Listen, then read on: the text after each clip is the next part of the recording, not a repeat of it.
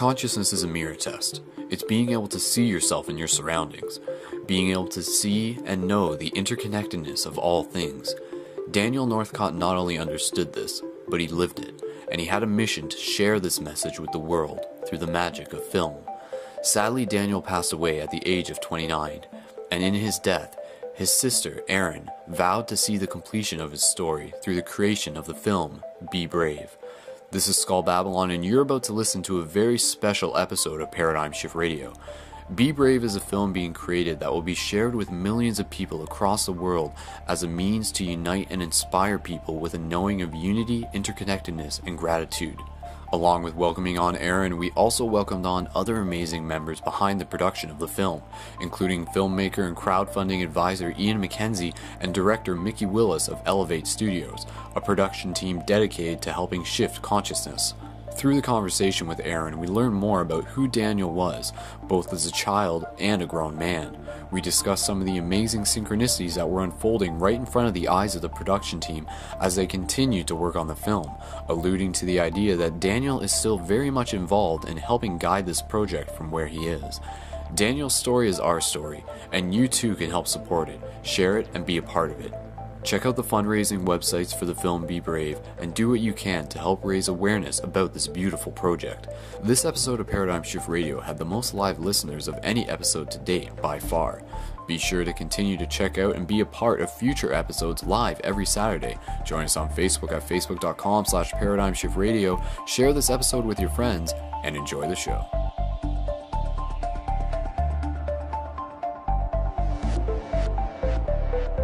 Good evening, everyone. This is Skull Babylon, and welcome once again to another episode of Paradigm Shift Radio. So, first of all, if everybody can just sort of confirm with me that my microphone is recording okay. So just a quick shout out to everybody who is in the live chat and joining us once again for a consciousness expanding episode. Now, this one is going to be very, very good. I can feel it already. I've been really anticipating this one, and I think for those of you who have been following and who know what we have on the show tonight, you'll understand it. And I think there's sort of an energy that's definitely going to be associated with what's going on with the show tonight. So on the show tonight, we will be talking about the upcoming film that's currently in the work called Be Brave, and this film is being produced by Elevate Studios, but it is the story of Daniel Northcott, who had his way of seeing the world, and he saw the interconnectedness in everything. And this is something that Paradigm Shift Radio is all about. It is about encouraging new ways for us to see and to shift our paradigm and to be able to see the unity and the oneness that we are, but not only to see it, but to actually live it. So tonight on the show, we're going to be talking about this very powerful film, and we'll give more information about it, who Daniel was, and the fact that part of the story is that he had this message that he wanted to share with the world, yet sadly he left this realm and he passed away at the age of 29. But in his death, he left his sister Erin Northcott with thousands of hours worth of footage and the mission, if you want to call it that, to continue his story and to be able to share his message with the world. So we're going to be talking to Erin Northcott, his sister. As we sort of introduce the film, I'd actually like to be able to share a bit of the trailer from the film to give people just a little bit of synopsis, and then we'll sort of segue from that. And also the important thing that I really want to be able to do is that in this trailer for the Be Brave film, there's actually, you hear Daniel's voice. And that's something that I just want to be able to share with the audience. So I'm just going to set this up, and we're just going to play this trailer real quick. So if everybody can just hold on 1 second. At 29 years old, the Vancouver filmmaker was told he only had months left to live. But instead of putting the camera down, he turned the lens on himself. This is the story of my brother Daniel, his extraordinary adventures to 42 countries, and a choice he made in a Mayan cave that may have ended his life. Dan was an aspiring filmmaker. Over a 10-year period, he documented just about every moment of his incredible life. His video camera was like a microscope through which he studied his two favorite subjects, nature and humanity. He saw all living things as one brilliant and beautiful organism. You are made of 1 trillion trembling orbs, and and each one of them is made of a trillion more. So is the galaxy, so is the ocean, so is the one you love and long for. And when you look into their eyes, it is this truth that you will see. Circles and circles.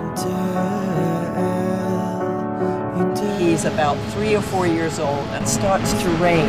He's turning in circles, he's going, "Mommy, Mommy, the stars are kissing me." This kid was a star child. He was connected. As a way to remain connected with each new culture he explored, Daniel always collected small pieces of nature. A stone, a shell, a fossil, a bone. In April of 2007, his journey led him deep into the darkness of a Mayan cave. It was there, among the remains of an ancient burial ground, that my brother made an immeasurable mistake. Look at that. It's a joint or something. Que dicen que por los ritos, por las ceremonias que los mayas hacían, con esos huesos se cargan de malas vibras. They say that people have taken these bones home and as soon as they get home they get sick. That is part here is the spirits of children. Son las partes más especiales de los mayas, más sagrados. This is the history. Desde acá o en el salón de ceremonias son las partes. I want it so bad. The moment he came in contact with it, he knew it magnetically. He wanted it. He needed it. He knew the gods would understand. He felt they had a bond. This would just make it stronger. Not long after, my brother Daniel took a bone from a Mayan burial site. He was diagnosed with leukemia, a bone marrow cancer. The average person would live about 3 to 6 months. I want to stay and love. It's not time. I don't want to go. So if you're sitting on this side of the desk, what would you do? Realizing that removing such an object from a sacred site was wrong, Daniel wanted to return the bone. He looked everywhere for it, but he just couldn't find it. It was as if it had disappeared. After a fierce and painful battle with leukemia, my little brother made his transition at 29 years young. After Daniel's death, as we were going through his personal belongings, the bone reappeared. Out of respect for the Mayan people, I will retrace my brother's steps to the cave in Mexico to return the bone to its rightful resting place. This new footage will be used to thread together my brother's epic adventure.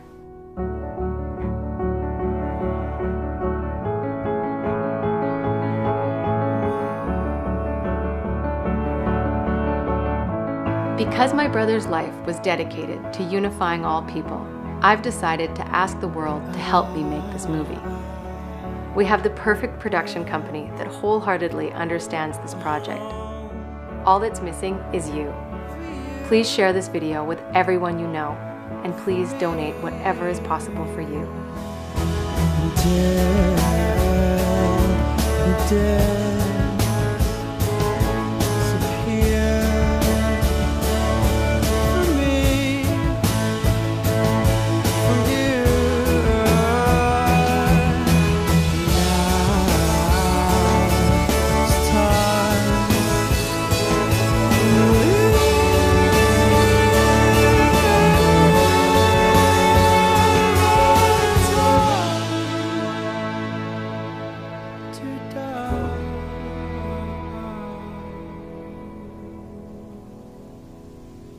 I'm gonna walk the earth. I'm gonna walk the earth again.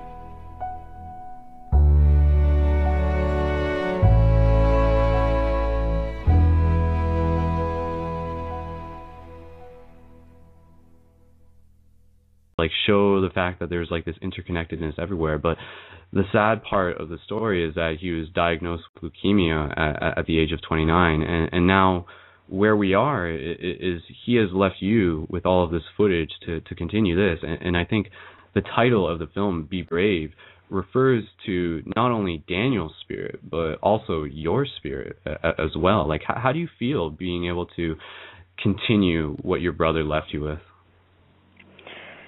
Wow. I mean, the first word I think of when I'm asked how that feels is honored. You know, that's the first word I always, like when I first read his will and read the words that he wrote or asked to be written, that I leave my 1,000 hours of footage to my sister to oversee the completion of my film. Mm-hmm. I think, you know, just incredible honor. Mm-hmm. That was his life's work. It was what he lived and died for. It was everything that he wanted to share with the world, and it was everything that he was. So to leave that in my hands was an incredible honor. Mm-hmm. Yeah. Now, so what I'd like to be able to do on the show tonight, because I mean, there's a lot that will be explained once people get to see the film, and I guess there isn't really a release date for that quite just yet, from what I understand. Because I mean, you know, films do take a process. It takes hours and hours and hours of editing, and I know this quite well. But oh yeah. Yeah. Explain, like, what I'd like to be able to do on the show tonight is just sort of like flesh out some of the things that might necessarily not come up in the film. So who was Daniel as a child? I mean, you are his older sister. There's 3 years age difference between you two. Like, what was Daniel like as a child growing up?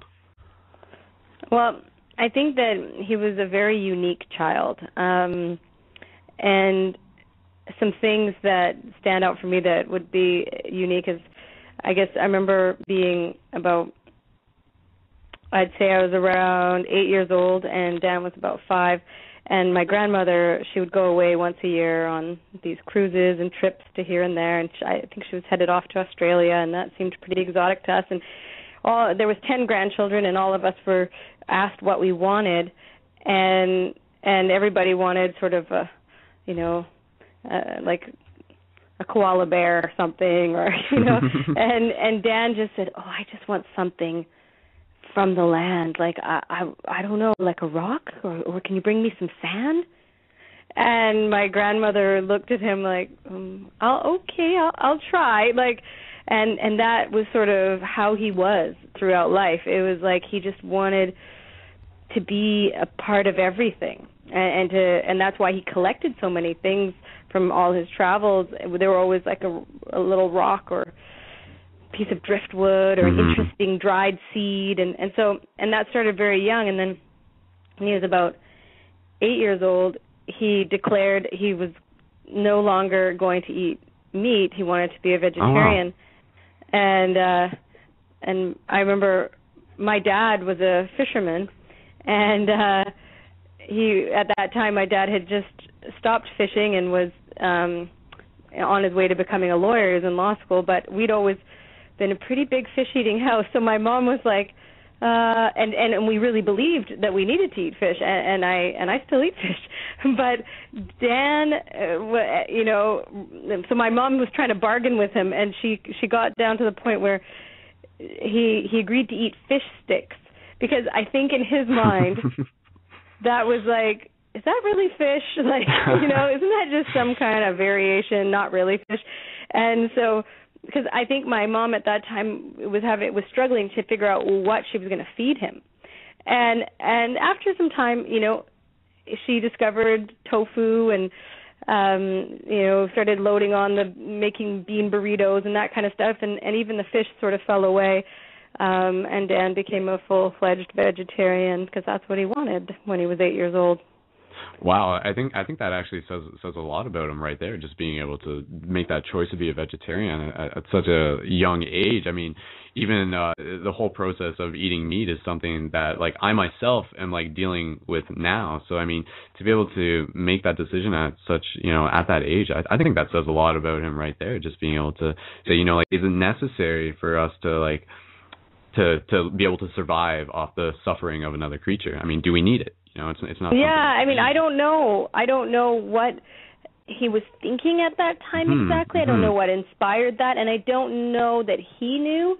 I mean, I know my parents tried to talk to him because my parents were always very open and very interested in the things that he was thinking or that both of us were thinking. So they definitely, I remember them asking him, okay, son, like they weren't. Oh no, they anything. I mean, Dan came at them with a lot of stuff throughout his life, and the response was generally very open. Okay, son, could you explain that to me? Like, why are you feeling that way? What are you thinking? And that was kind of the response. And then, my parents wanted to support him. They were just worried about his health, because they just didn't know how to make sure he had enough protein because he was growing. So, it's I'm not sure where he was when he was thinking these things, but in a lot of ways it was how he was just in general, where, I mean, we would find him walking home in the snow with no shoes on, and he'd have his boots slung over his shoulder, and he just liked the feeling of the snow in his feet, and he wasn't cold. So, and my mom should be worried, that his toes might fall off, but, over time we accepted that he was okay like that. Like, he just loved the world and the experience of life and the textures and the smells and just everything in a very, very full-on way. He didn't hold back. He's very passionate about nature and the world and the experience of being alive from a very young age. Well, I'll just sort of say here, like, credit to yourself and the rest of your family for being able to support him in doing that, because I think, sort of we see a lot of that today, where like kids might do something kind of outside of the norm, and then parents are like, no, like, put your shoes back on. You're being weird. The neighbors are staring at us, or sort of thing. But to be able to let a kid do, follow his bliss, I think that's like a very, very powerful thing. And that, again, I'm sure we've all done that. Like every single one of us has done that at some point. Sort of just like, I mean, even if it wasn't snow, just sort of, take our shoes off and run through a field. And God forbid if you haven't done that yet. Like, I mean, stop listening to this radio show and go out and do it right now. But I think what I get from Dan, and you see this in a lot of his videos, and for anybody listening, there are several videos that are up on the Be Brave YouTube channel as well, including news reports that involve Dan back when he was still working on the film that he had at that time, and it's just this overwhelming sense of gratitude.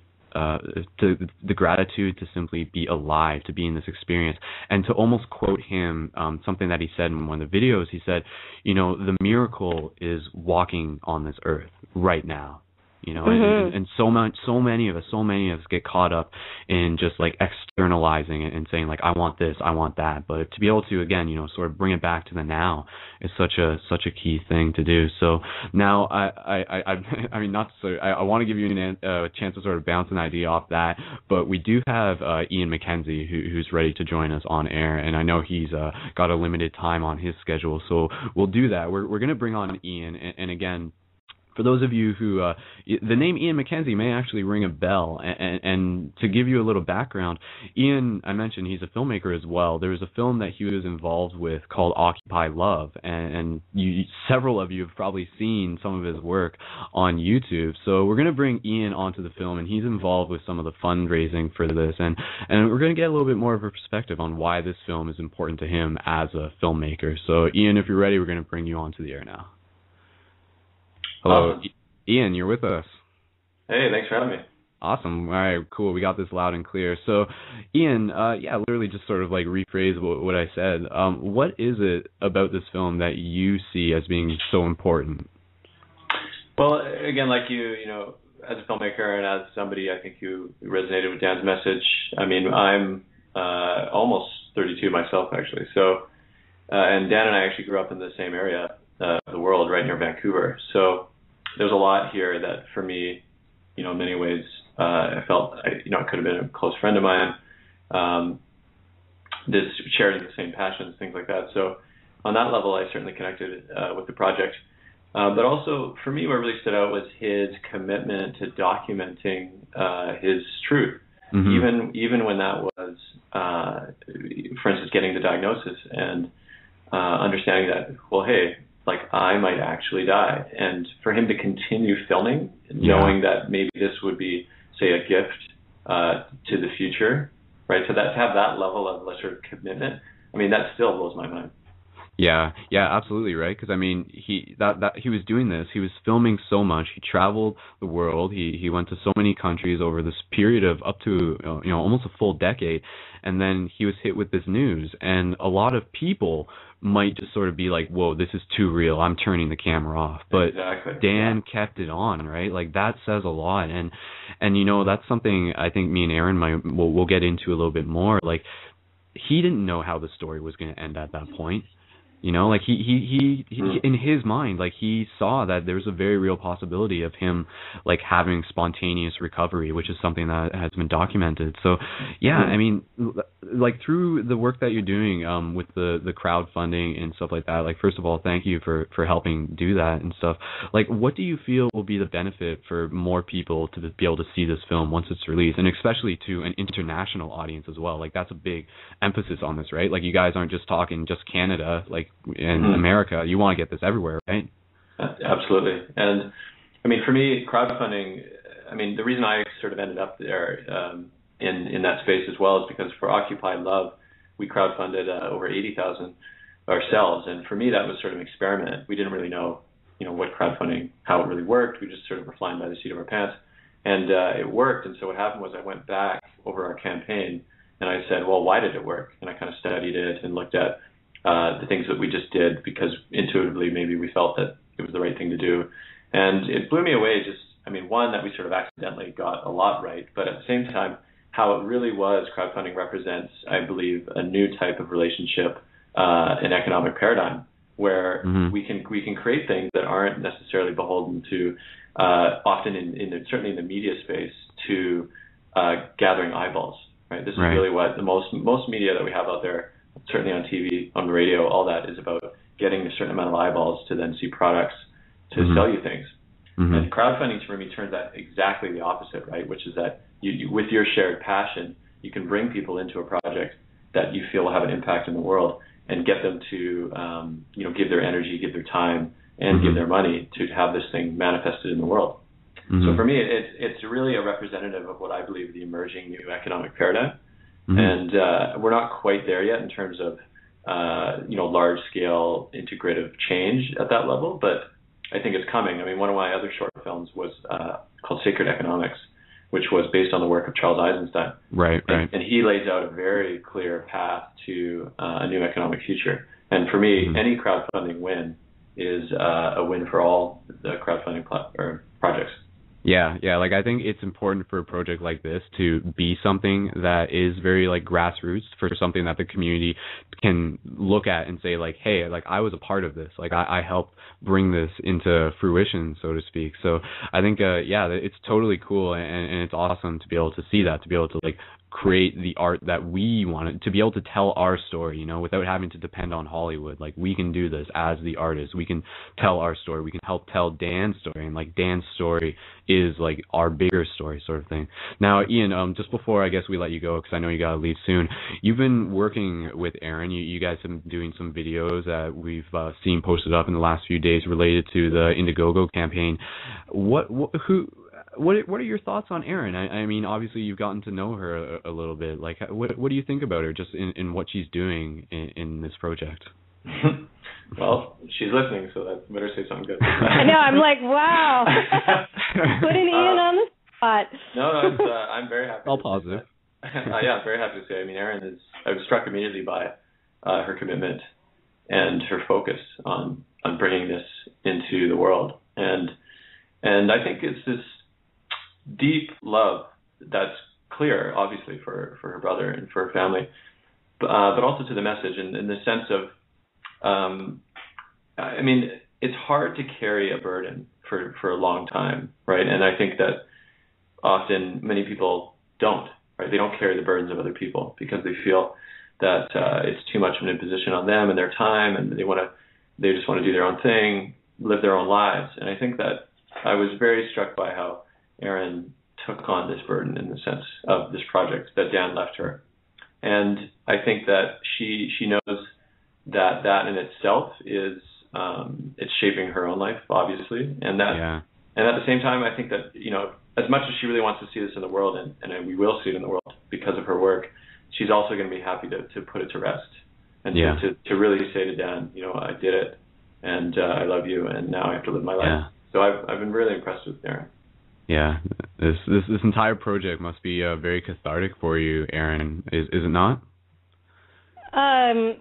Yeah, I mean, I think right now I'm in the determination phase. So I'm just determined to make this speak as loud and wide as possible. I really want to get Dan's message out as largely as possible, and I want to speak the truth of his message as much as possible. And I guess that's why I'm so lucky to be united with Ian McKenzie and Elevate Films, like Mickey Willis and his crew of amazing people that are just really, really interpreting Dan beautifully. They really understand him.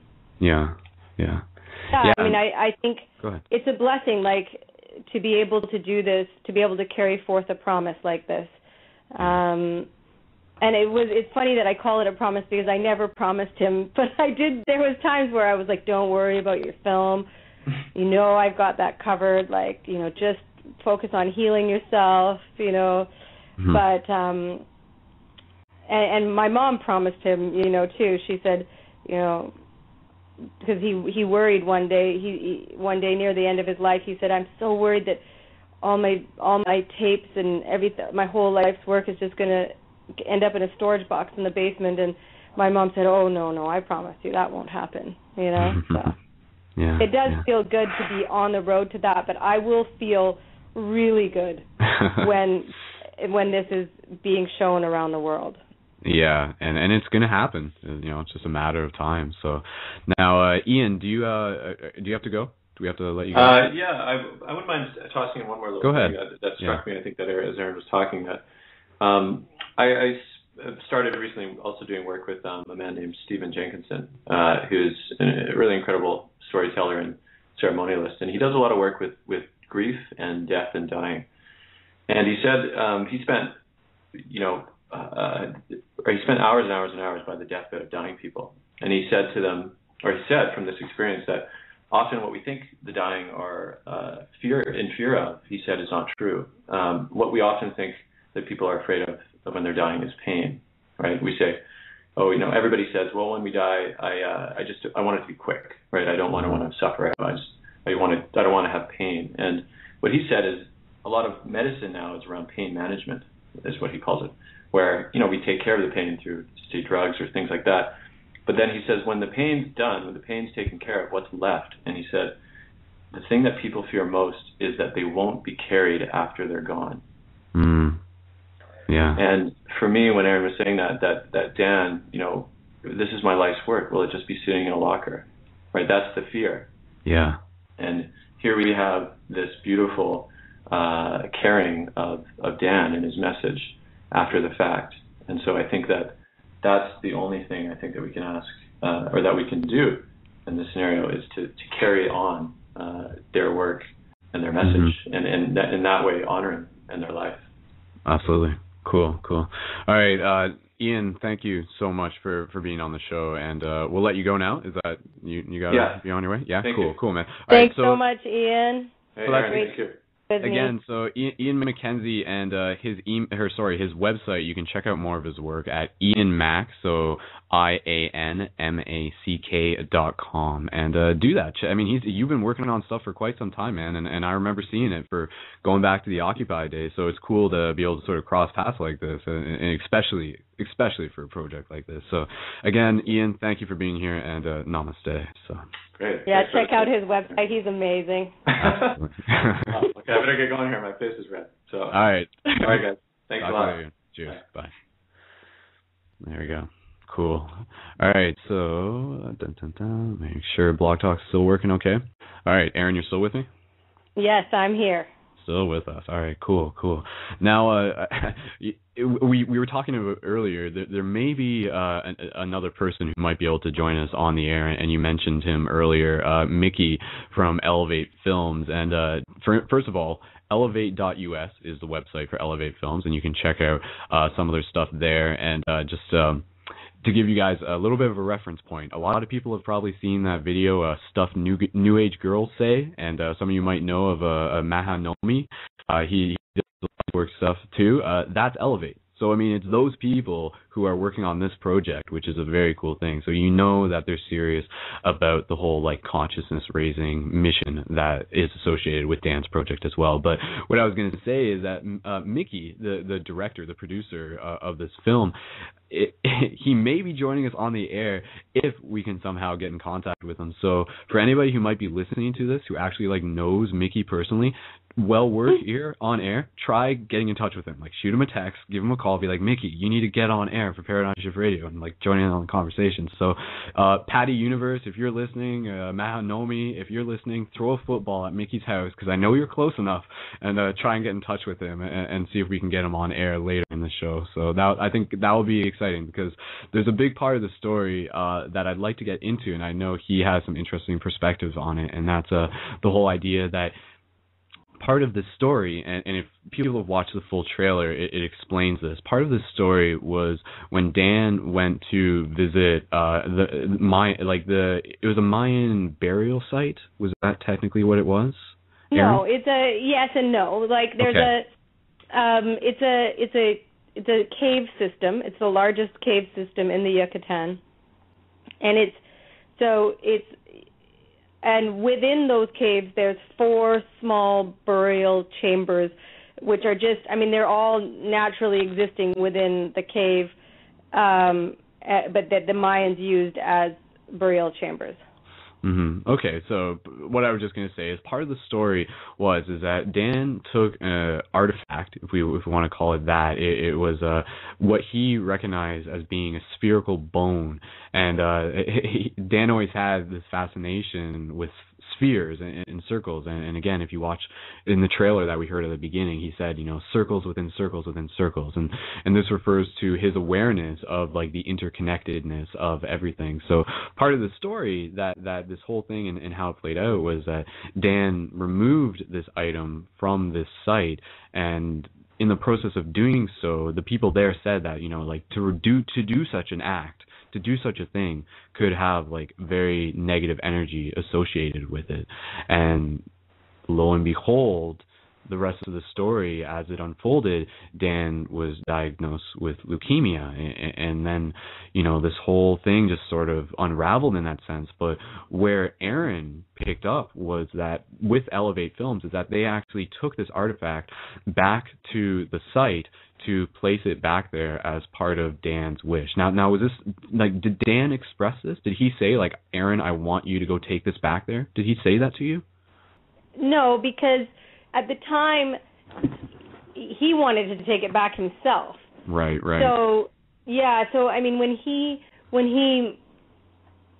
realized that, so when he took the sphere, when he initially took the object, he was told specifically that people that take these things get fevers and chills, and often either their life is ruined or they become so sick that they die.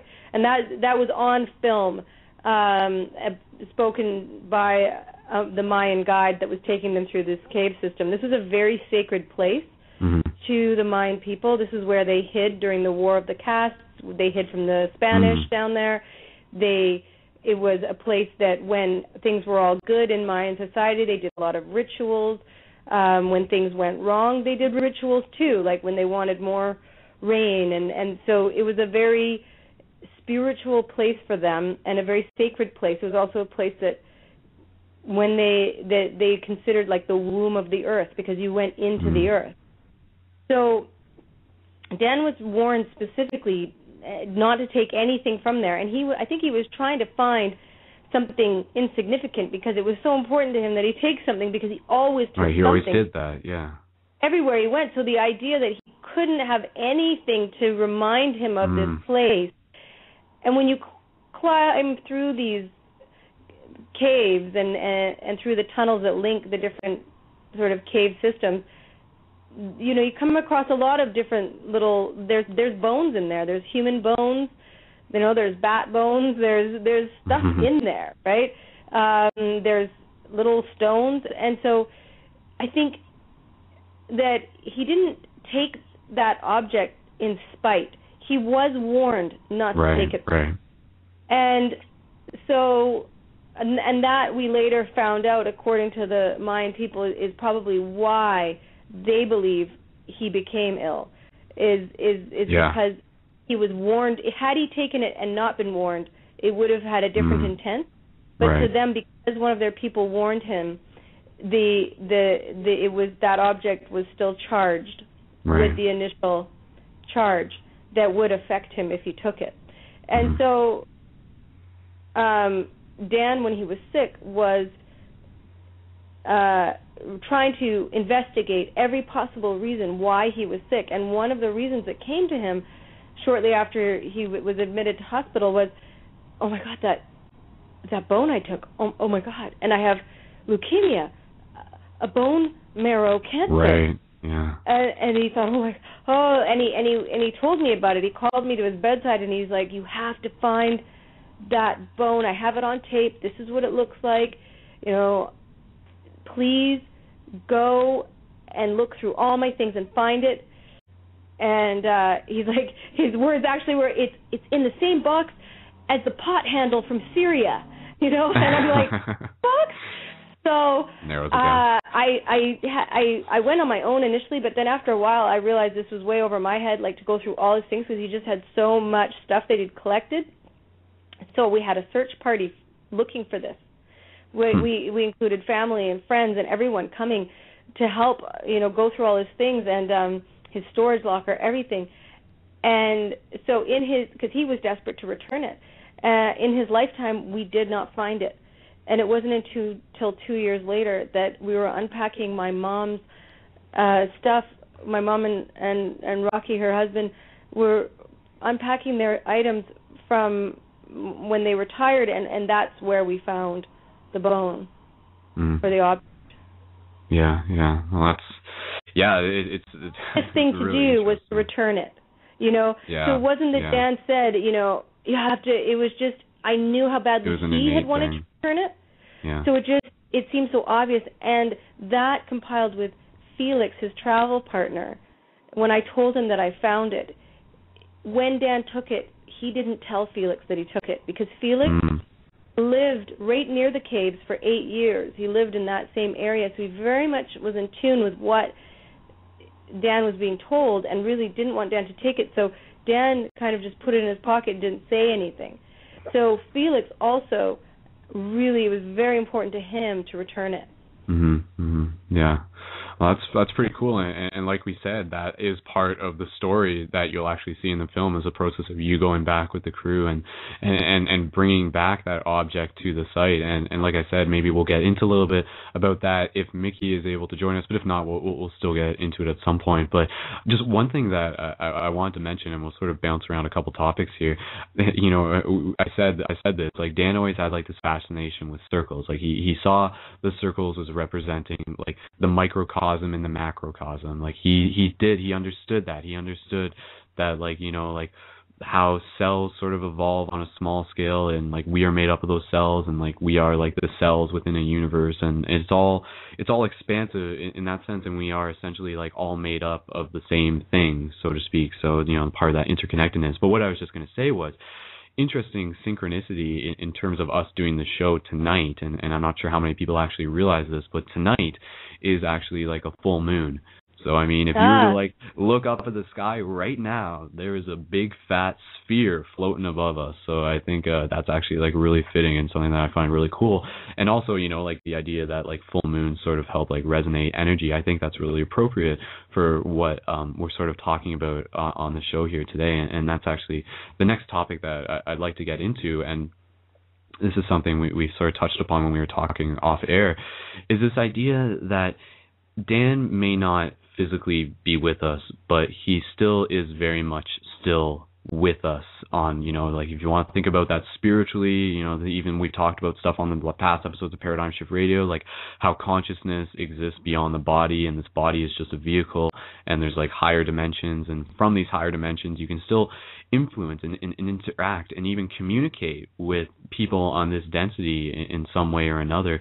And I'm just really fascinated because that's something that I'm familiar with. Like, just to give a little bit of background for the people here who are listening, there was a documentary that I myself worked on, and again, very similar parallels. It was actually about a Canadian soldier who was killed in Afghanistan, and the soldier, like, he was like the same age as me, and I didn't know him prior to this happening, and it was all just a matter of things falling into place.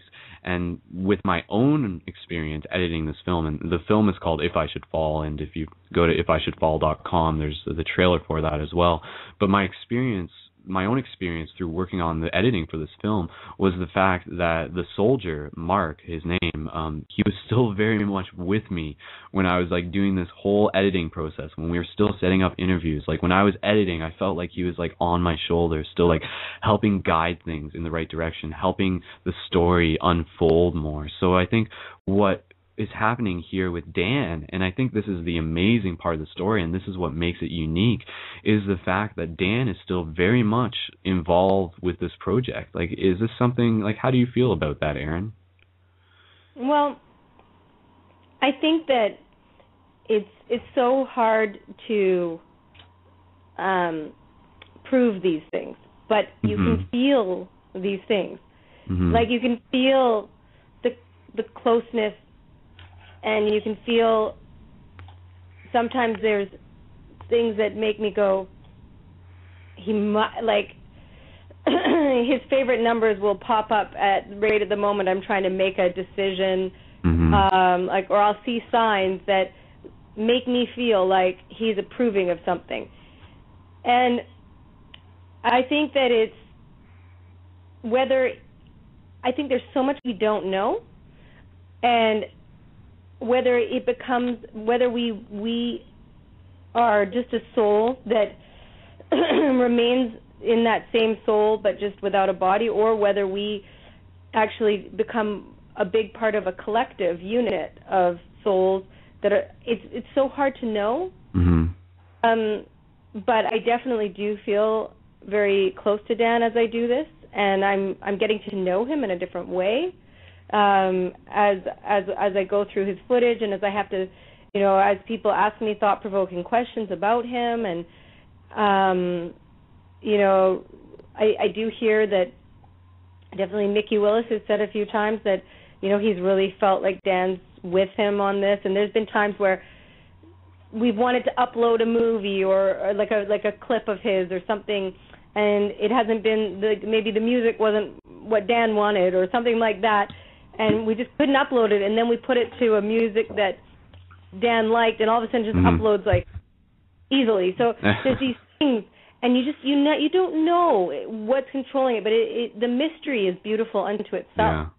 Yeah, and I think that's something people will really resonate with, because I mean, like, without needing to get religious about this, for certain people, they do have this, if you want to call it a belief, if you want to call it a faith, they do have this experience that, like, when loved ones passed on, they are still very much with us in a lot of ways, and even just through the subtle energies, and like you said, even the way how symbols show up. I think symbols is like one of the key ways how they can communicate to us, and that was something that I found through my own experience. Like I woke up with a particular song in my head, and then I ended up using that song in a part of the video that I made for the movie, and it turned out that song that I used in the video was actually like the song of Mark and his girlfriend, and his family came up to me, they're like, how did you choose that song? And I was just like, I just did. I woke up, it was in my head, and they're like, that was Mark and Mary's song. And I was like, whoa.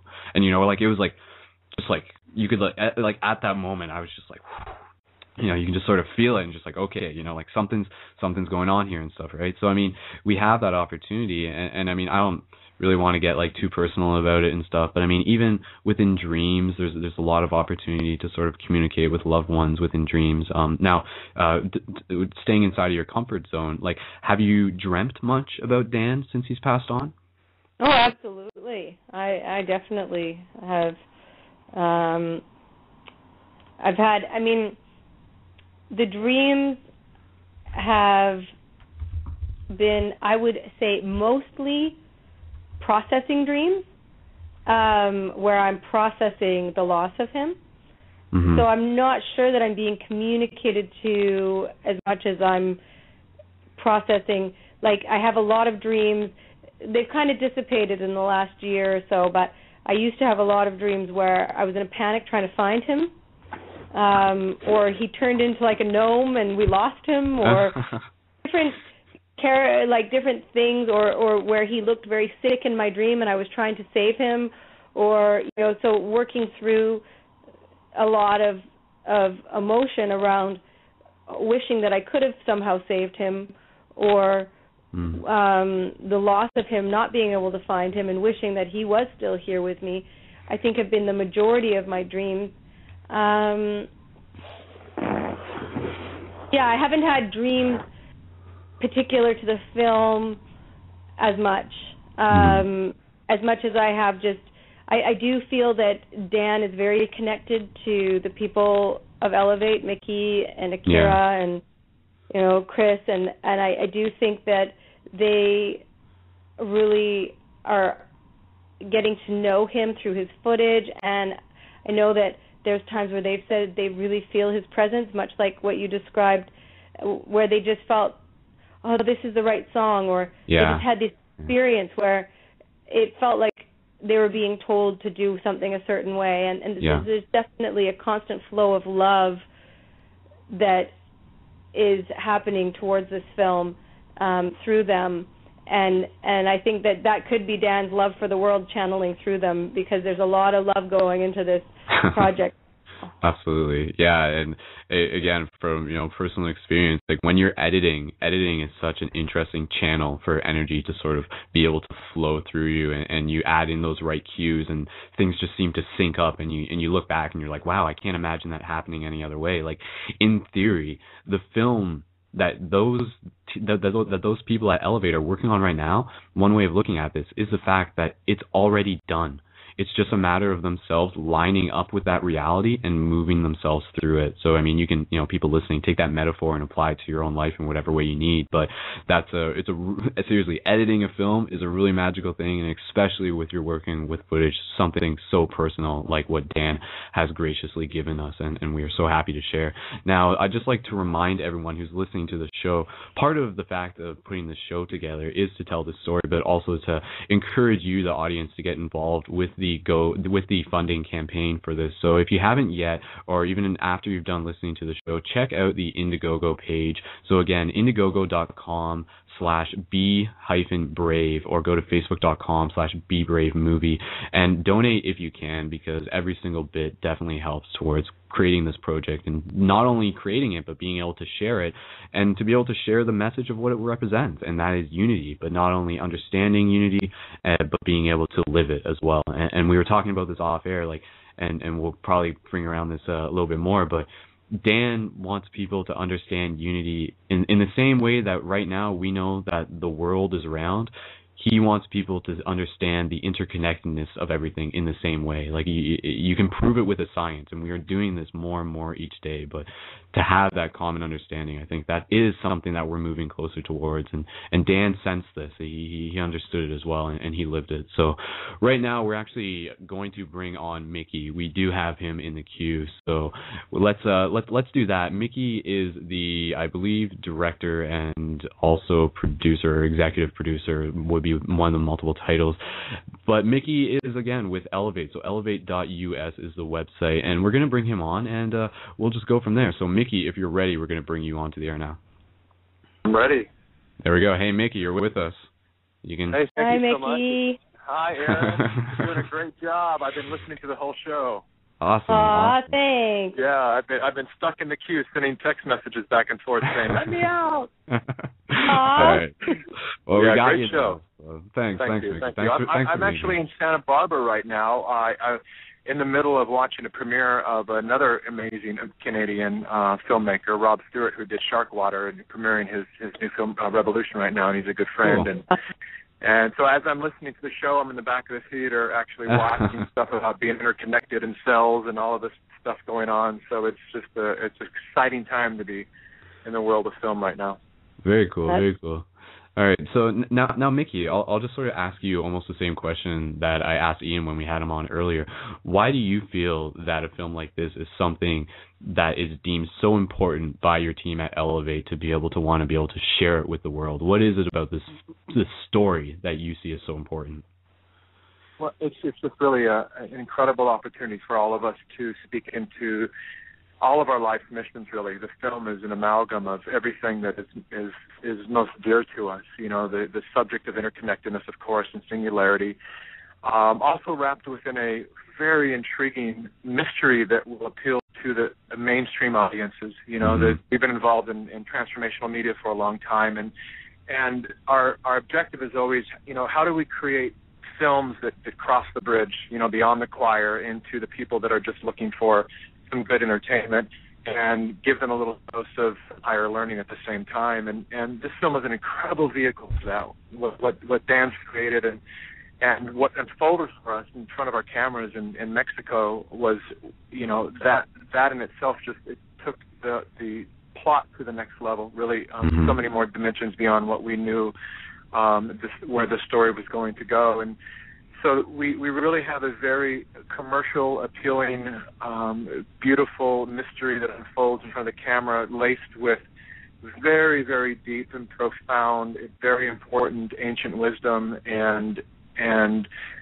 very digestible information that all of us are looking for right now, just of ways that we can be more connected with each other and really co-create a world that we all choose to live in.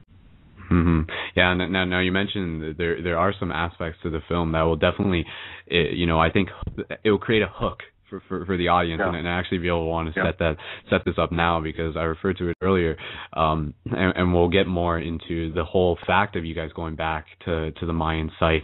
Now, the sphere that Daniel found, as was revealed in one of your video vlogs, it wasn't, you know, Dan thought it was a bone, but he wasn't sure.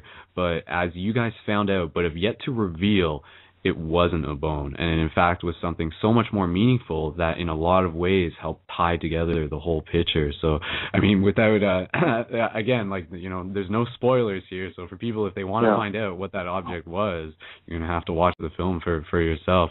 So now, Mickey, again, like, what was that experience of going back to that site? Like, what was that like for you? Tell us about some of the synchronicities that occurred, that you can, at least.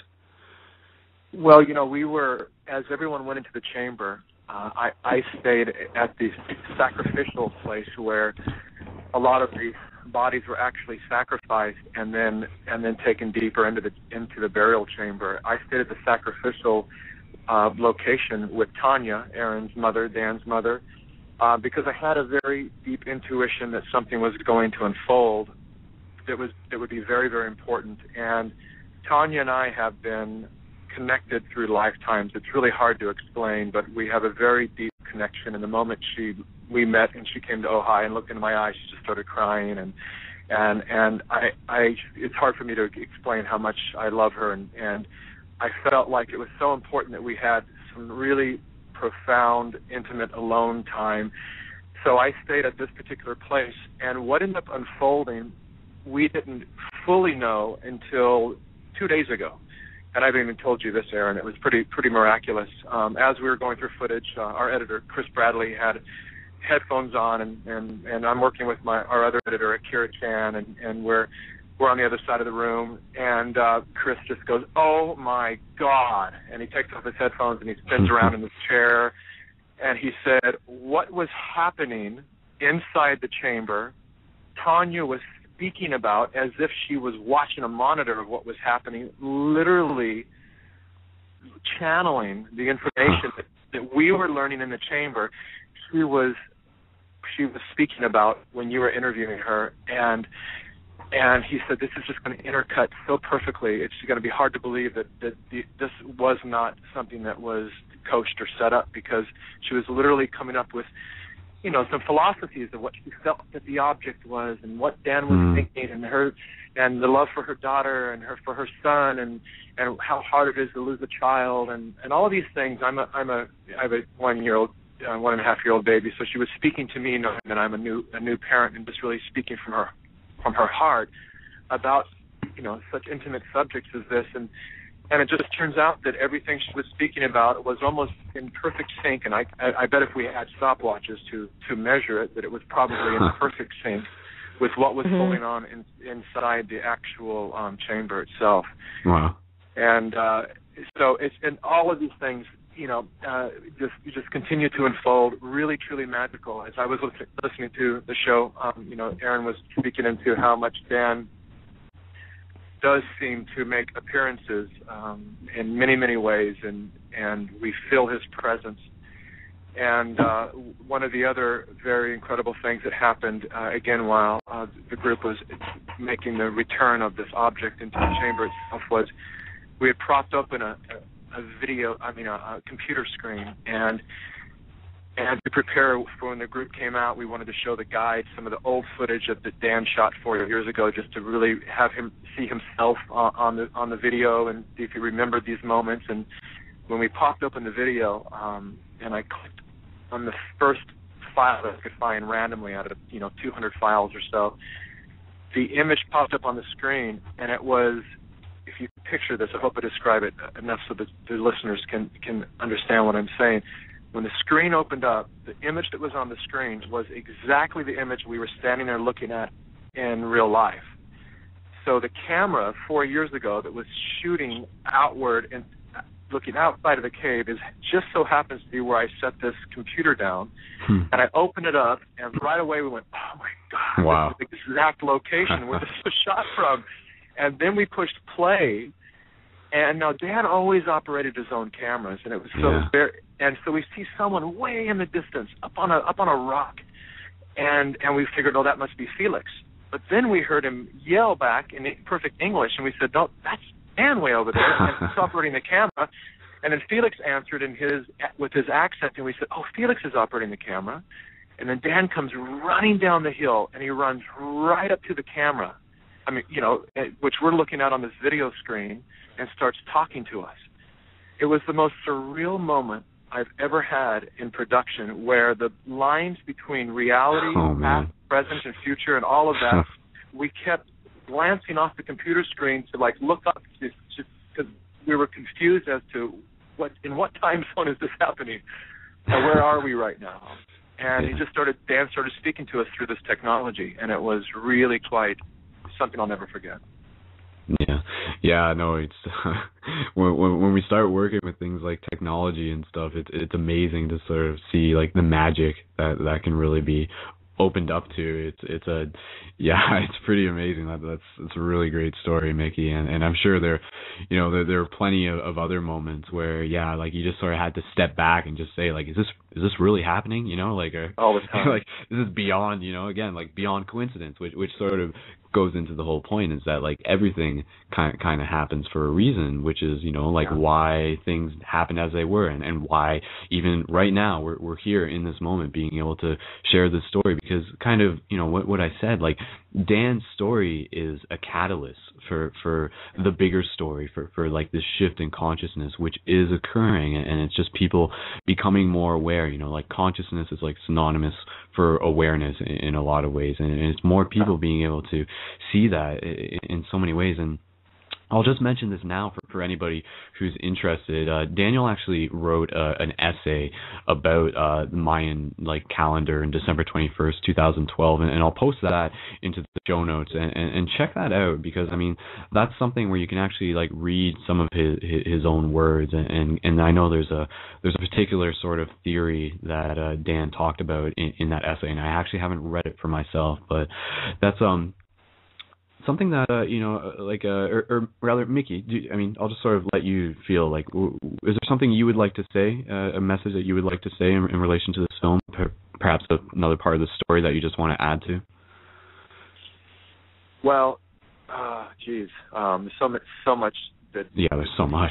Film speaks for me directly, and everything that my life has become about, from every experience and everything that's happened for me in my life, and it's just a very deep honor for me to be working with Erin and her whole family, and to be in this synchronistic organism that has become our crew and our collective family now. And I've learned this a few times in my life. This project really exemplifies how accurate this notion is, and that is, when we're coming from a place of really pure intention and we're working together for an intention that has to do with bringing all of life together in a really positive way, and not from fear-based, not from greed or anything that causes the separation of humans or all of life for that matter.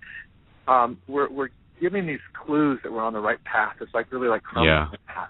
We're giving these clues by deja vu and coincidence and all these things that are sometimes really even hard to believe they're happening. When they happen once, you just go, wow, that was extraordinary that just happened.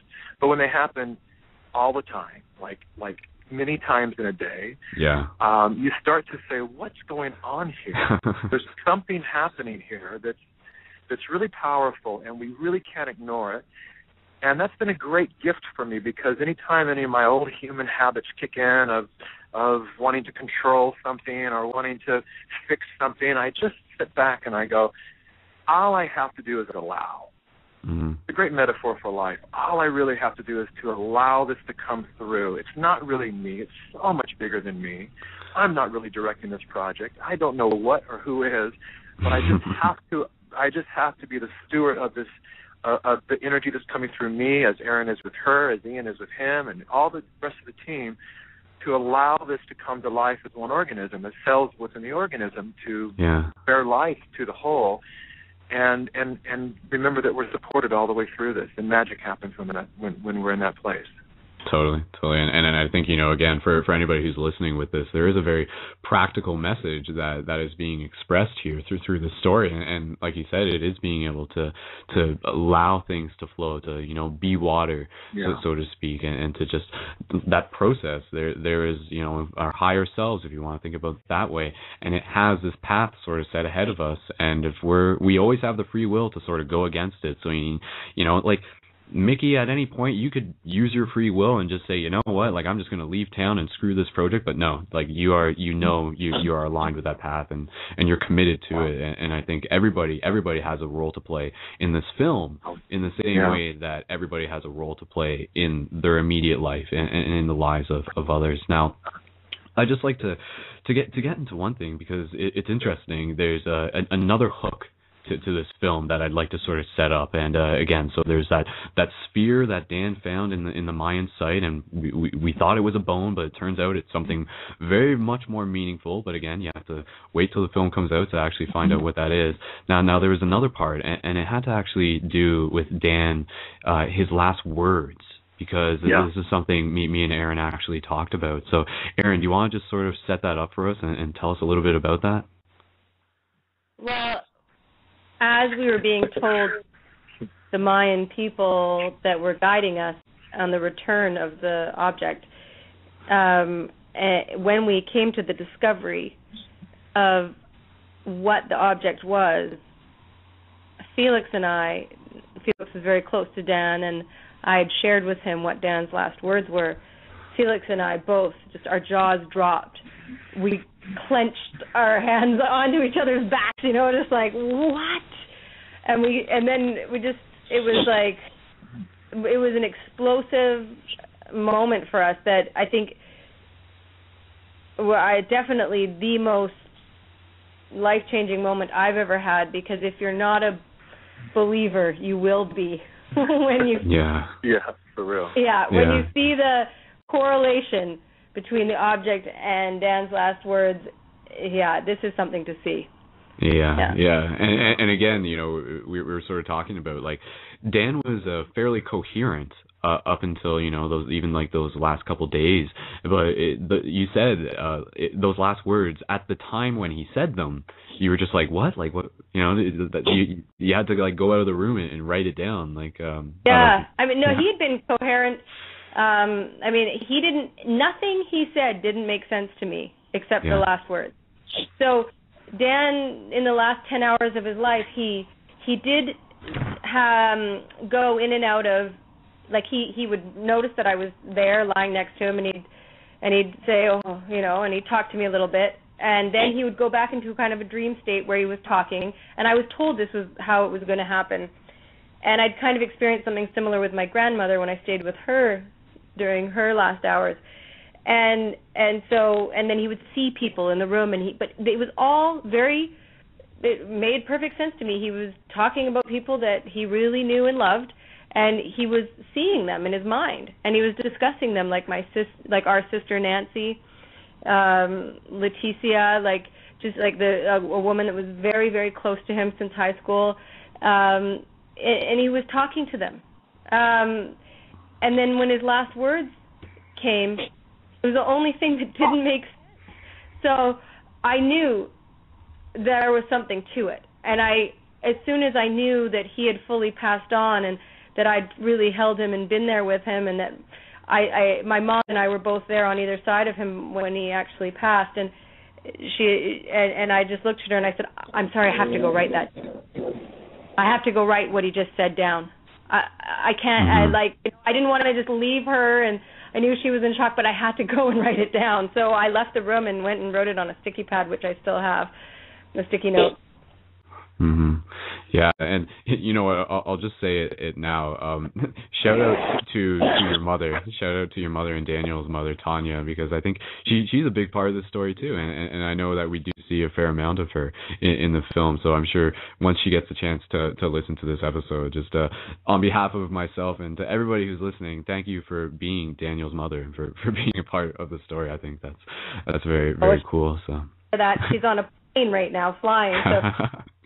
She can't be listening, or else I know she would. She's highly dedicated and an amazing mother. So yes, she would definitely, if not probably be calling in, but she's in the airways. So enjoying the full moon, I hope.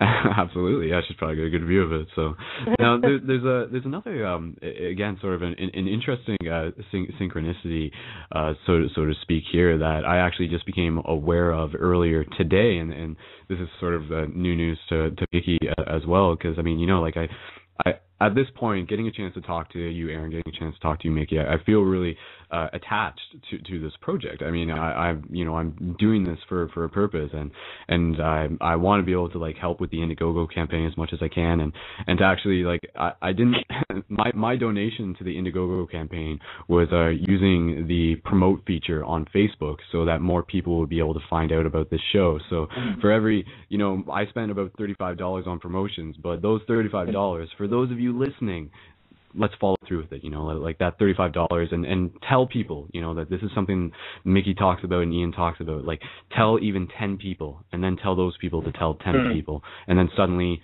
you've done it. You like, that's it. And not only do they find out about the story, like, I mean, not only do they get a chance to donate, but they also find out about the story and they get excited about it. So that's a really cool thing. What a simple and brilliant idea. Thank you for Absolutely. that. Monday, I'm going to put a big reach out on Facebook to ask people to help us if they can't or already have gone to the Indiegogo page to help us actually by promoting it in the way that you have. That's a really awesome idea. I mean, it's just so many ways to approach it, social media wise, and by all means, like I'm happy to help. Now what I was just gonna say here. Yeah, we put out today. We put out a challenge to all of our current contributors, which numbers in just close to 1,000. And I'd love to put it out to anybody that's listening right now, which was we put the challenge out to our contributors that there's about 1,000 of them, and if you go by tens, if they all power 10, right? Yeah, the powers of 10. So if they all message 10 people for us and just say, you know, if they can contribute $10 each of the people, and then that those people will message 10 more, that's 100,000 people right there. Absolutely. And that would fully fund us. So we put out a challenge, sort of like we posed it as an experiment, and I'd love to everyone to join us, because I think more than just fundraising, part of being involved in an Indiegogo campaign is the wonderful feeling of us all being able to do something together. Mm-hmm. And everyone that joins us, whether they go on, and you can contribute $1. You know, you can go on and you have to select a special feature, but you can contribute, you know, $2, $5, $10, $50. It's not the amount. It's that people are standing up and they want to be with us, mm-hmm. and their contribution, you know, joins them with us, and we just become a bigger family, you know, together with the family that we're all becoming, and then we're all sharing in the message and the journey of making this film. Yeah, and it's going to be really exciting to see this film start getting seen by people who might not really be too familiar with this whole consciousness shifting stuff, and then to be able to go through the film.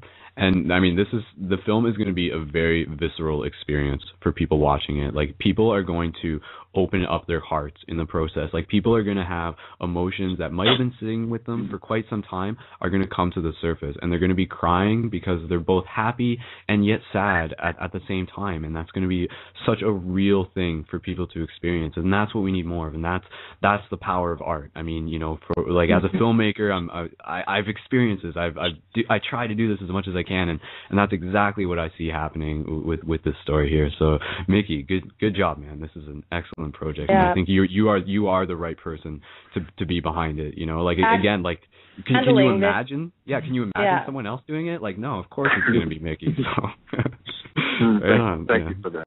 Thank you for that. I feel very, very honored and very connected with the project and the entire team. Everyone who's working on this right now. It's just really. Mm-hmm. I have a team of veterans who they're all reporting to me every day. You know, it's like they've all worked on projects for years and a lot of very big projects, but every one of them are saying, I've never experienced anything like this energy and the way everyone's, you know, just so inspired. And I almost have to say at night, you know, turn off the computers, guys, get some sleep. You know, everyone's just like, you know, just plowing through this footage, and we're getting to know Dan so well. You know, I never had a chance to meet him in the flesh, but I feel like I know him so well, like we're friends. I'm constantly closing my eyes and just saying, thank you, Dan. Thank you so much. Absolutely. Thank you for this opportunity. Thank you for giving us this purpose and this vehicle to, you know, to really reach our human family. And that's the way we all feel about this.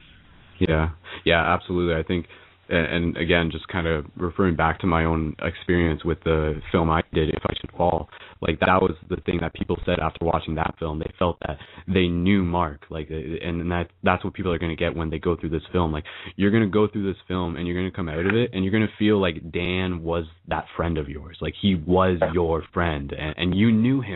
And you're going to experience that through the film, and that's totally an awesome thing.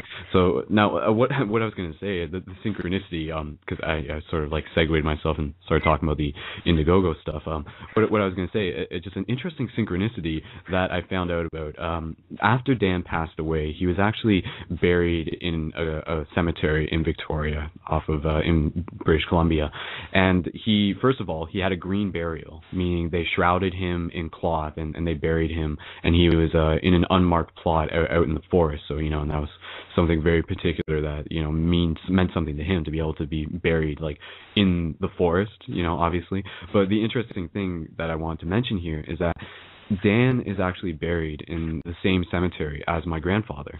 And for me, like, even on the last show, literally on the last show, I mentioned something specific about how I'm very connected to my grandfather, and he was very much a big influence for me. And even right now, you know, like, in the same way Dan is, like, listening to the show, like, I feel like my grandfather's listening to the show. And then in that sense, like, I can just, like, imagine, like, Dan and my grandfather right now just being like, oh, cool, you know, like, I'm almost, like, getting a little emotional talking about it, to be honest, right now. But that was just something that really meant something to me, to just be like, wow, like, again, you know, like, is that coincidence, or that's like, amazing. There's just something. Well, and if I can just mention that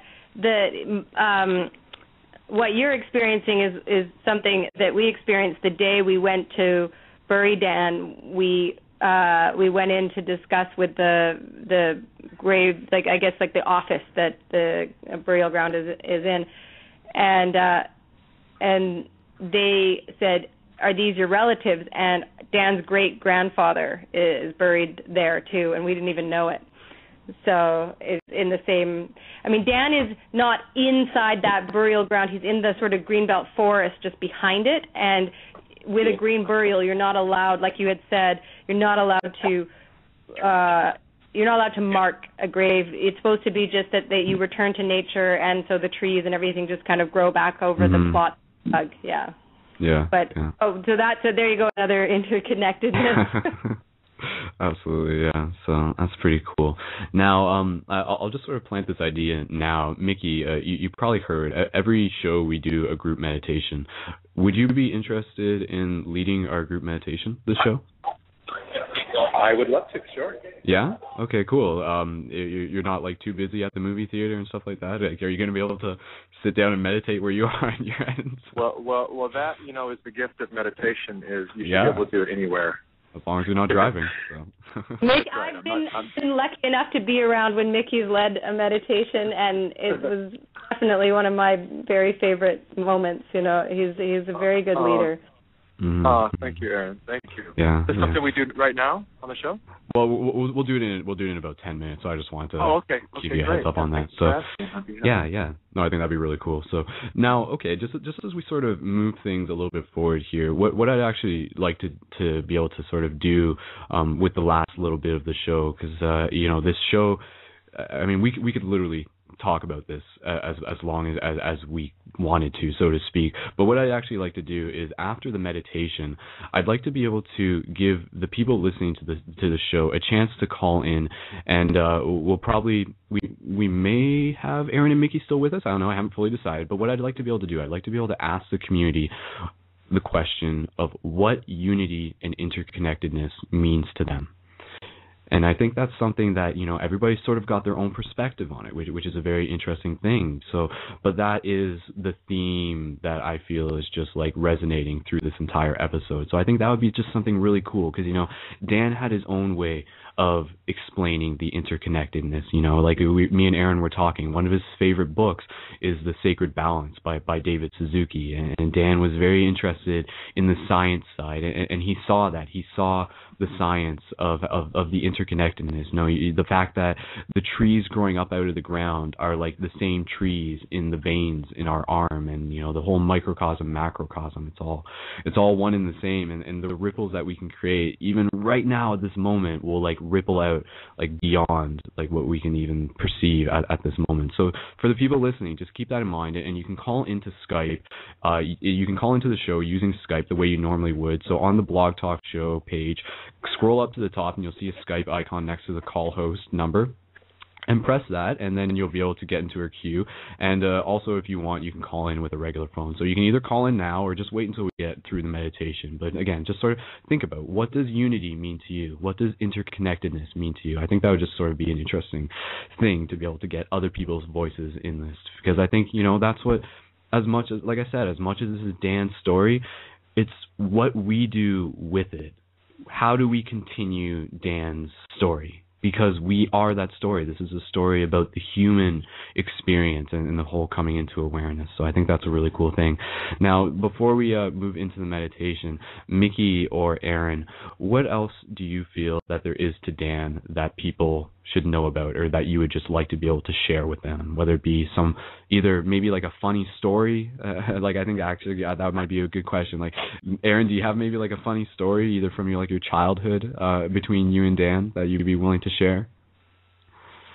Okay. I mean, the first funny thing I can think of that comes off the top of my head is not necessarily from our early 20s, where Dan was, he was in and this was actually caught on film.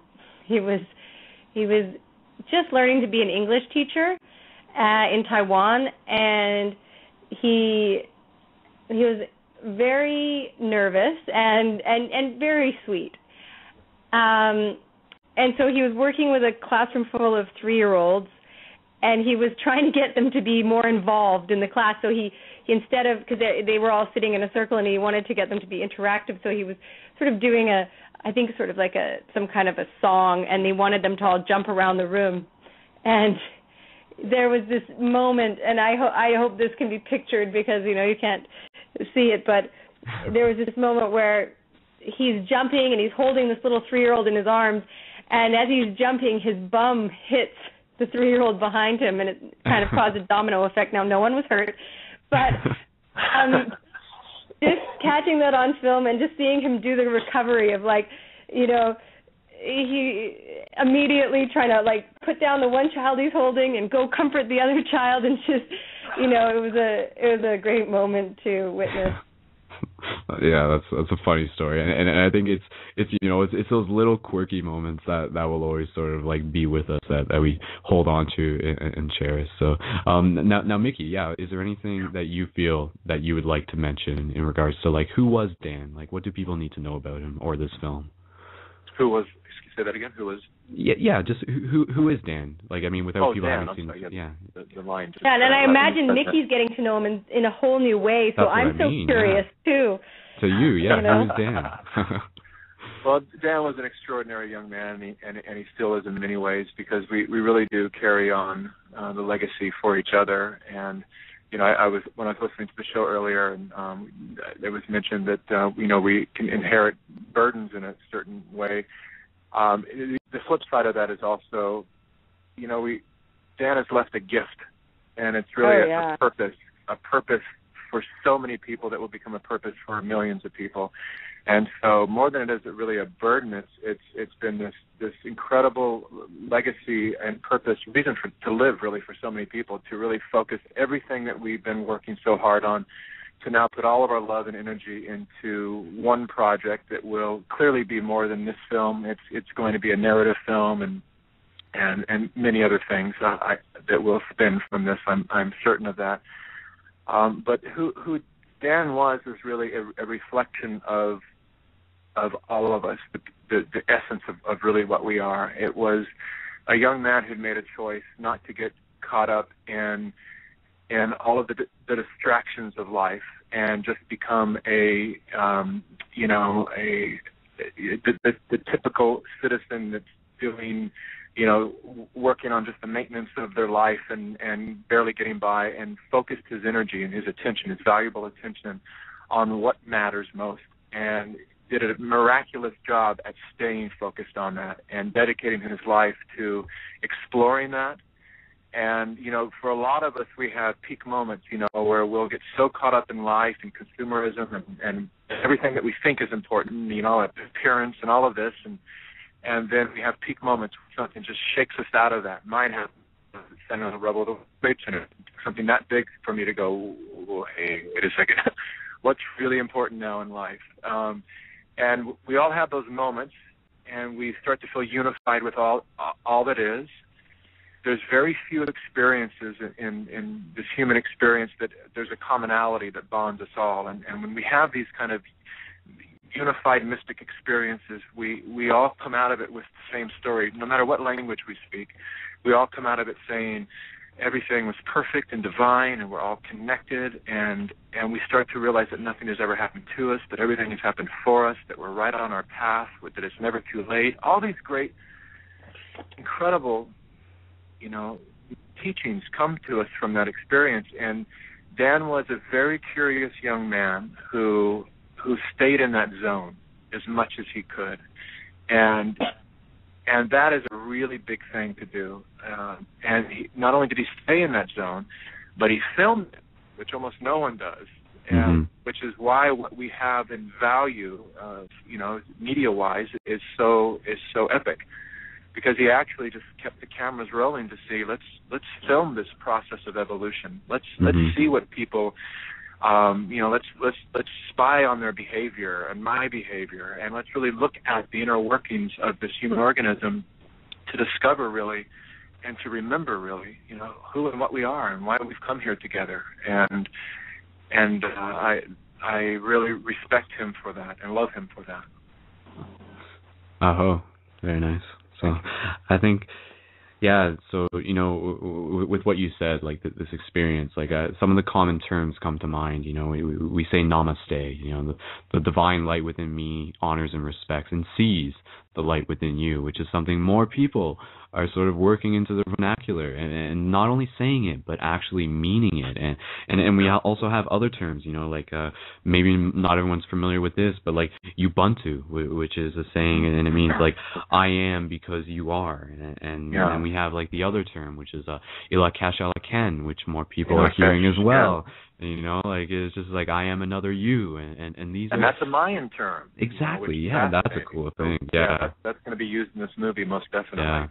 Yeah. So I mean, you know, these are terms that have existed throughout culture, and again, like what we're bringing to the surface is not new. It's this process of remembering what we are, and it is this incredibly divine experience. So I think with that said, I feel very comfortable to be able to move into the meditation right now. For anybody, again, who's thinking about calling in, please feel free to do so, and let's do that. Like as a community, let's work together to define what does unity, what does interconnectedness mean to each of us individually, because each of us has a piece of the puzzle, right? And as we begin to put these pieces of the puzzle together, it begins to create a bigger picture. So that's kind of what we're doing here today. So now, for us to hear what people think.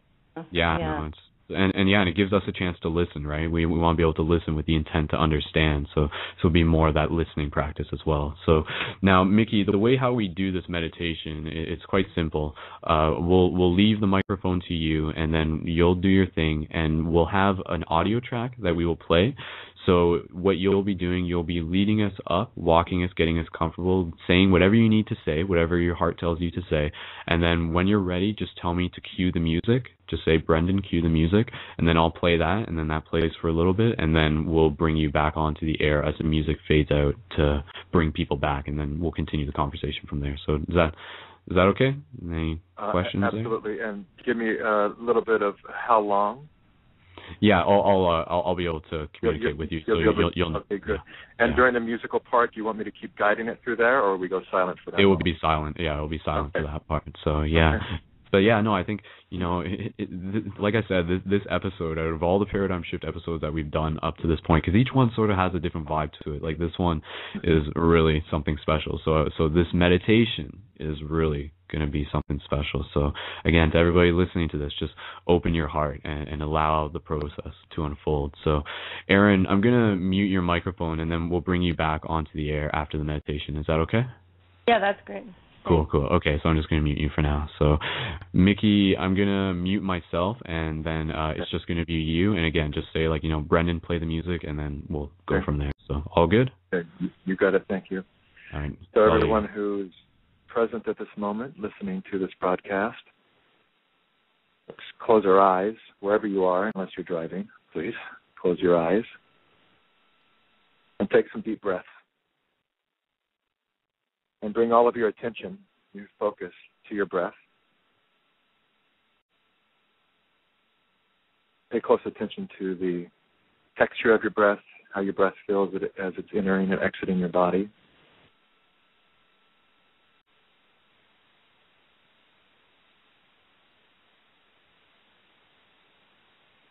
And we remind ourselves that as we do this, that the original root word of meaning of breath is spirit, that we're breathing in spirit at this moment. And it doesn't matter where you are with your meditation practice. There's really no outcome to achieve in this. We're just relaxing here. Do it in your own way. Being focused on the breath. And just being aware of the busy mind, the mind that starts to evaluate even this moment right now. Perhaps judge me, yourself, consider time, what time is it, all of that. We're going to let that go right now. You have time for this. This is for you.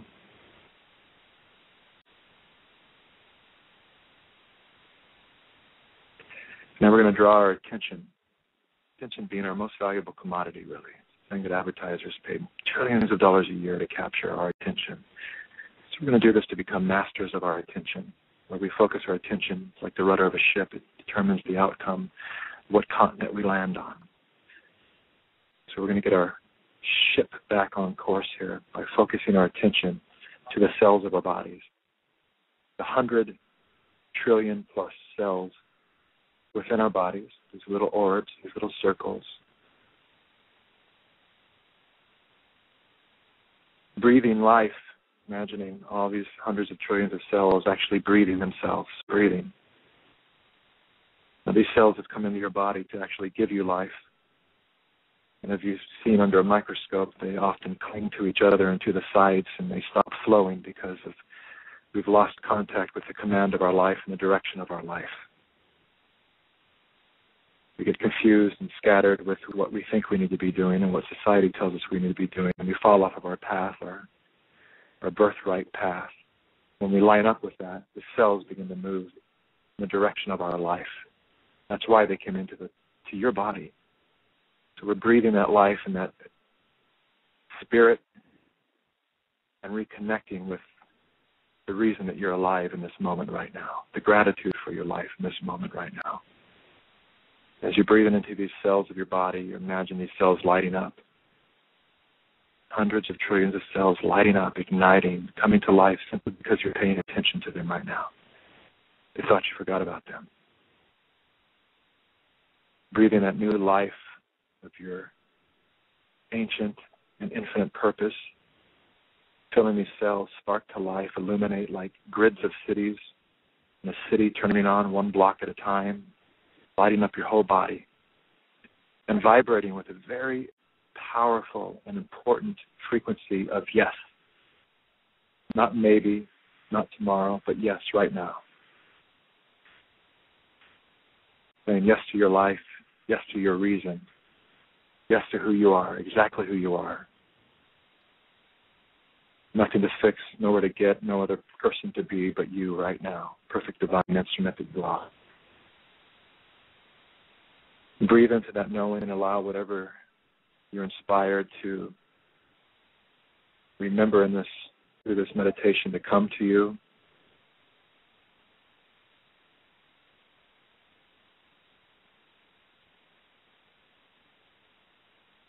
And we reconnect with the intention that Dan set out for years ago, that he lived for, and that he's died for, and that he's living again for, through all of us and through this movie and through this project.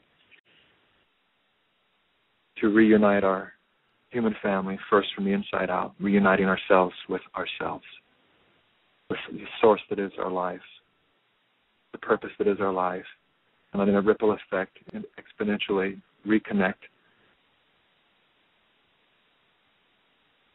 with every other human on this planet at this time that ever has been, that ever will be. Moving that power of yes to life.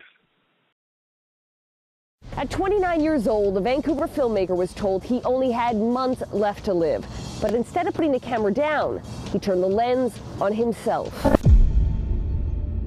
This is the story of my brother Daniel, his extraordinary adventures to 42 countries, and a choice he made in a Mayan cave that may have ended his life. Dan was an aspiring filmmaker. Over a 10-year period, he documented just about every moment of his incredible life. His video camera was like a microscope through which he studied his two favorite subjects, nature and humanity. He saw all living things as one brilliant and beautiful organism. You are made of a trillion trembling orbs, and each one of them is made of a trillion more. So is the galaxy, so is the ocean, so is the one you love and long for. And when you look into their eyes, it is this truth that you will see. Circles and then circles. He's about 3 or 4 years old and starts to rain. He's turning in circles. He's going, "Mommy, Mommy, the stars are kissing me." This kid was a star child. He was connected. As a way to remain connected with each new culture he explored, Daniel always collected small pieces of nature. A stone, a shell, a fossil, a bone. In April of 2007, his journey led him deep into the darkness of a Mayan cave. It was there, among the remains of an ancient burial ground, that my brother made an immeasurable mistake. Look at that. It's a joint or something. Que dicen que por los ritos, por las ceremonias que los mayas hacían, con esos huesos se cargan de malas vibras. They say that people have taken these bones home and as soon as they get home they get sick. That is part here is the most spiritual part. Son las partes más especiales de los mayas, más sagrados. This is the history. Desde acá o en el salón de ceremonias son las partes. I want it so bad. The moment he came in contact with it, he knew it magnetically. He wanted it. He needed it. He knew the gods would understand. He felt they had a bond. This would just make it stronger. Not long after, my brother Daniel took a bone from a Mayan burial site. He was diagnosed with leukemia, a bone marrow cancer.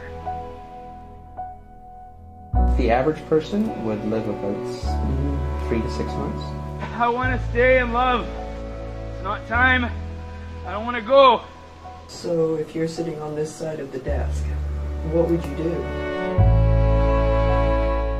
Realizing that removing such an object from a sacred site was wrong, Daniel wanted to return the bone. He looked everywhere for it, but he just couldn't find it. It was as if it had disappeared. After a fierce and painful battle with leukemia, my little brother made his transition at 29 years young. After Daniel's death, as we were going through his personal belongings, the bone reappeared. Out of respect for the Mayan people, I will retrace my brother's steps to the cave in Mexico to return the bone to its rightful resting place. This new footage will be used to thread together my brother's epic adventure.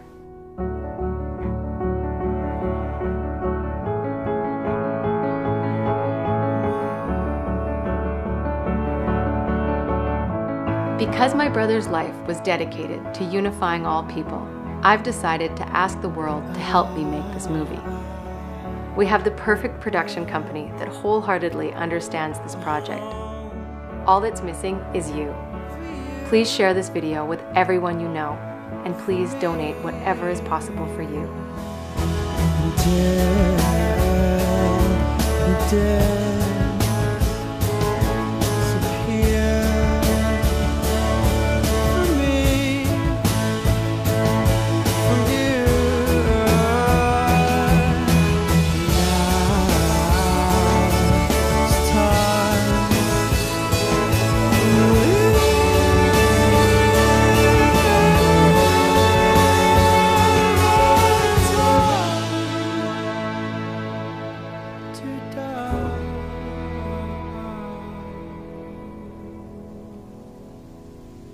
I'm gonna walk the earth. I'm gonna walk the earth again.